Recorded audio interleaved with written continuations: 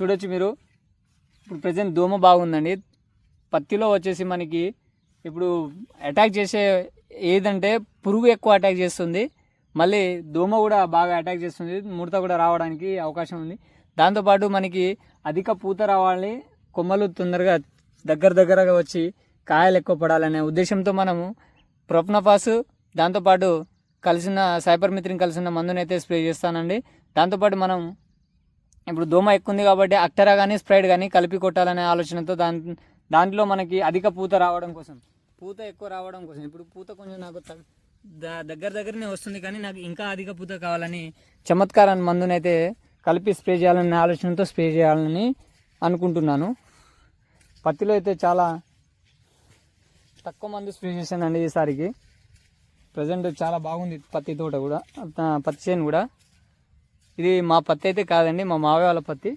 నేను ఏ మందు కొట్టాలి అని చెప్పేసి అడిగారు, అందుకని ఈ వీడియో కూడా చేసుకుంటున్నాను. వీడియోని అయితే లైక్ చేయండి, తోటి రైతులకు షేర్ చేయండి. ఈ నేను చెప్పిన మందుని మాత్రమే స్ప్రే చేయాలనే ఆలోచన ఏం లేదండి. మీకు పురుగు మందు ఏ పురుగు మందు అయినా తీసుకోవచ్చు, కొట్టవచ్చు. కాకపోతే నాకు తక్కువలో మనకి ప్రొఫనఫాస్ తక్కువలో ఉంటుంది కాబట్టి దాంతోపాటు చమత్కార్ అనే మందుని అందులో కలిపి స్ప్రే చేసుకోవడం వల్ల కూడా అధిక పూత రావడం జరుగుతుందనే ఆలోచనతో నేను స్ప్రే చేద్దామని అనుకుంటున్నాను.